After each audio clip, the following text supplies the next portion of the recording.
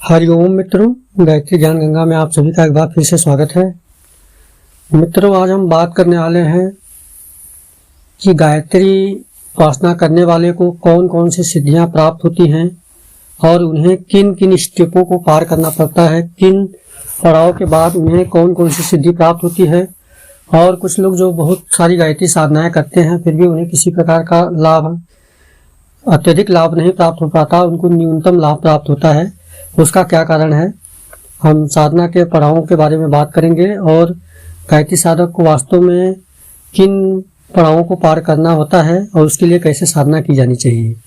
मित्रों, ये बहुत ही गंभीर विषय है और यदि आपके पास समय हो तभी इस पूरी वीडियो को सुने, नहीं तो स्किप करें।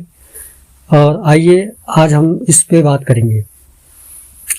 भगवान शिव ने माता पार्वती को बताया है कि गायत्री साधक को 5 कोशों पर विजय प्राप्त करनी होती है।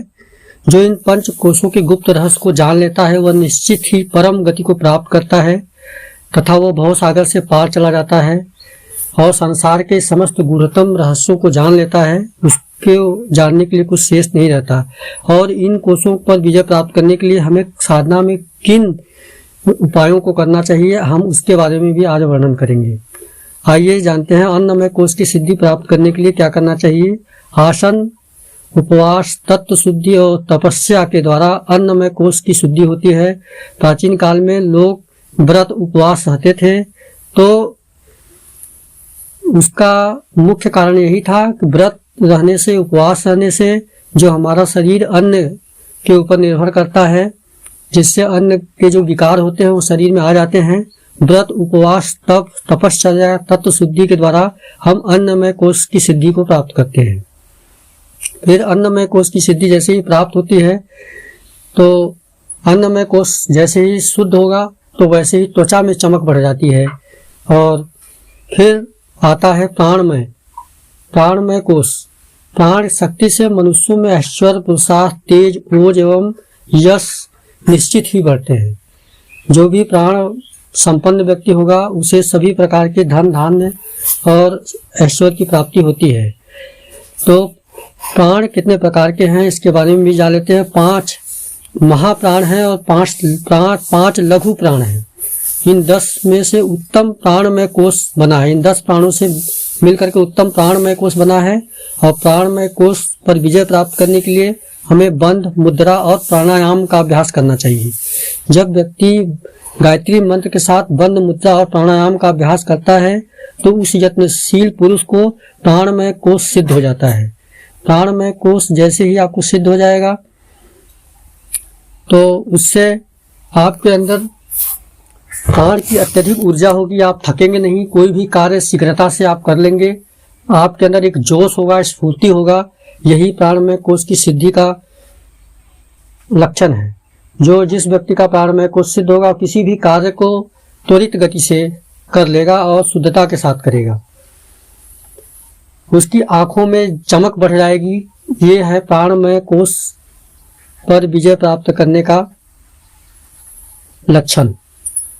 आइए अब मनोमय कोश के बारे में जानते हैं। मनुष्यों में चेतना का केंद्र मन को माना गया है। उसके वश में होने से महान अंतः शक्ति पैदा होती है। और मन को वश करने के लिए महत्वपूर्ण स्टेप है ध्यान। हम गायत्री मंत्र का ध्यान करें, माता गायत्री का ध्यान करें, उनके यंत्र के ऊपर त्राटक करें, दीपक त्राटक करें, त्राटक, तन मात्रा और जप। इसकी साधना करने से मंत्र का लगातार सांसों के साथ जप करें। सांसों पर ध्यान को केंद्रित करते हुए जप करने से मनोमय कोश पर विजय प्राप्त होती है। जब मनोमय कोश पे व्यक्ति का विजय हो जाता है तो उसकी शक्ति आज्ञा चक्र पर कार्य करना शुरू कर देती है। आज्ञा चक्र एक्टिव होना शुरू हो जाता है। उसे स्वप्न में भगवान के दर्शन दिखाई देने लगते हैं। स्वप्न में देवी देवताओं के दर्शन होने लगेंगे। जब आपको स्वप्न में देवी देवताओं के दर्शन प्राप्त होने लगे तो इसका मतलब है कि आपने मनोमय कोश पर विजय प्राप्त कर ली है। आज्ञा चक्र एक्टिव होने लगता है। और अब आता है विज्ञानमय कोश। विज्ञानमय कोश जिस व्यक्ति का विज्ञान में कोश जागृत है वो संसार के गूढ़तम रहस्यों को जान लेता है। संसार में किसी भी प्रकार की कोई घटना घटित होगी तो उसे किसी न किसी माध्यम से उसको पता चल जाएगा, या तो ध्यान के माध्यम से देख लेगा या सुप्तावस्था में उस होने वाली घटना का ज्ञान उसे प्राप्त हो जाता है।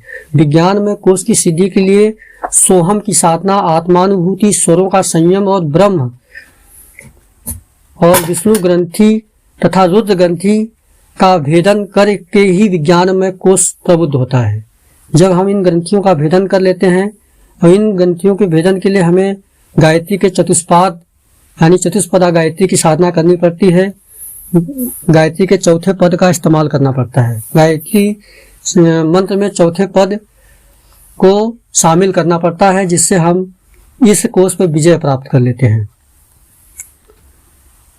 जब हमें ध्यान के माध्यम से भविष्य में होने वाली घटनाओं का ज्ञान होने लगे तब समझना चाहिए कि हमारा विज्ञान में कोश जागृत हो गया है।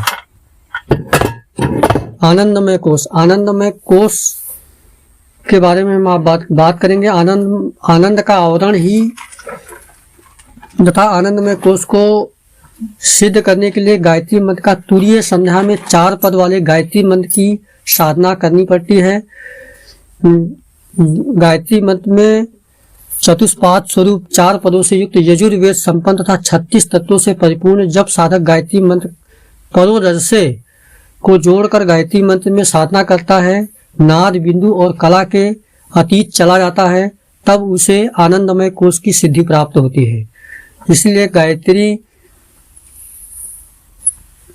मंत्र की साधना के दौरान उसे विभिन्न प्रकार की दिव्य विभूतियां होती हैं। वो गायत्री मंत्र जब जाप करेगा तो वो आनंद मग्न हो जाएगा, उसके सारे दुख, संकट, रोग, कष्ट सभी से उसे मुक्ति प्राप्त हो जाती है। तो समझना चाहिए उसे आनंदमय कोश की सिद्धि प्राप्त हो रही है। मनुष्य जो भी व्यक्ति आनंदमय कोश को सिद्ध कर लेता है वह व्यक्ति शिव के समान हो जाता है। गायत्री के उपासक के पास सभी प्रकार की सिद्धियां प्राप्त हो जाती हैं।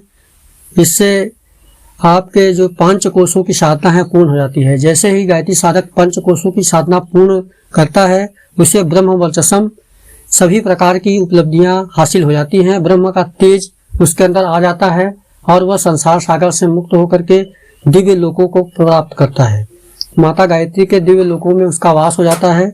इस तरह से गायत्री साधक को सभी प्रकार की सिद्धियां प्राप्त होती हैं। तो मित्रों, हमारी जानकारी आपको कैसी लगी जरूर बताइएगा। धन्यवाद। हरिओम। जय मां गायत्री, जय गुरुदेव।